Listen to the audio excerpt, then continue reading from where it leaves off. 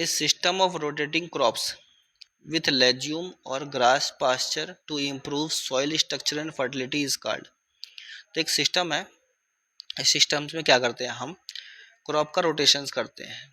ठीक है, एक बार लेज्यूम्स ग्रास पास्चर लगा दिया है या फिर कोई दूसरी, इसमें रोटेशन वाली क्रॉप्स में क्या होता है, एक बार कोई क्रॉप लगाई, ठीक है, उसकी सारी की सारी फसल लगा दी खेत में, फिर उसके बाद इसकी कटाई छटाई करी, फिर दूसरी क्रॉप्स लगा दी उस खेत में, तो ये रोटेशन क्रॉप्स कहा जाता है इसको। अब ये करने से क्या होता है, सॉइल का स्ट्रक्चर और फर्टिलिटी जो है वो इम्प्रूव हो जाती है। ठीक है, तो इसको क्या कहते हैं, इस सिस्टम्स को, पहला ऑप्शन है स्ट्रिप फार्मिंग। स्ट्रिप फार्मिंग नहीं कहते हैं, स्ट्रिप फार्मिंग होती है जब हम क्रॉप्स को नैरो स्ट्रिप्स में जाकर के ग्रो करते हैं। तो कल्टीवेशन, इसमें अगर लिखा जाए तो कल्टीवेशंस ऑफ क्रॉप्स कहाँ पर हम कल्टीवेट करते हैं, नैरो स्ट्रिप्स में। ठीक है, नैरो स्ट्रिप्स में कल्टीवेट किया जाता है। ये करना इसलिए लोग करते हैं क्योंकि जब ये करते हैं ना तो सॉइल इरोजन जो है इस केसेस में कम हो जाता है, सॉइल जो इरोजन होगा वो कम हो जाएगा यहाँ पे। ठीक है, तो स्ट्रिप फार्मिंग्स करी जाती है नैरो स्ट्रिप्स पे।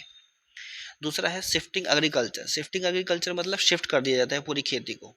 मान लो कोई लैंड है, इस लैंड पे अभी जो ज़मीन है, जो मट्टी वगैरह सॉइल वगैरह है, उसकी फर्टिलिटी ज़्यादा है। खेती करते करते क्या होगी, सॉइल की फर्टिलिटी खत्म हो जाएगी, तो यहाँ से क्रॉप को जो है शिफ्ट कर दिया जाता है किसी नए लैंड पर, किसी नई जगह ज़मीन पर जहाँ पर फर्टिलिटी ज़्यादा होती है, तो वहाँ पे खेती करते हैं।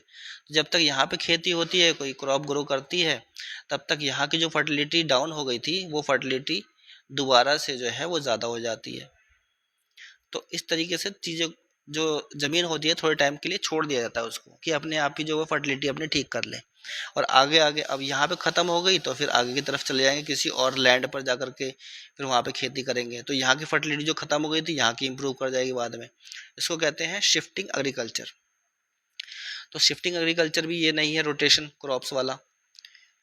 ठीक है, नेक्स्ट है ले फार्मिंग। अब ले फार्मिंग में क्या होता है, इसमें क्रॉप रोटेशन होता है। क्रॉप रोटेशन होगा पहले तो, जैसे कि ये लेज्यूम्स वगैरह उगा दी, ठीक है, फिर उसके बाद ये वाली काटने के बाद जो है रेगुलर क्रॉप्स जो यूज़ करते हैं हम वो उगा दी, फिर रेगुलर क्रॉप्स की कटाई हुई तो फिर दोबारा से ये उगा दी, तो रोटेशन चलता रहता है। इस वजह से क्या होता है, जो सॉइल का स्ट्रक्चर है और उसकी जो फर्टिलिटी है वो मेंटेन रहती है। कॉन्टोर फार्मिंग क्या होती है, कॉन्टोर फार्मिंग जो है हिल एरियाज में करी जाती है। ठीक है, पहाड़ों पे करी जाती है। तो राइट आंसर जो है इसका, इस सिस्टम जहाँ पे क्रॉप रोटेशन होता है वो कौन सा है, ले फार्मिंग।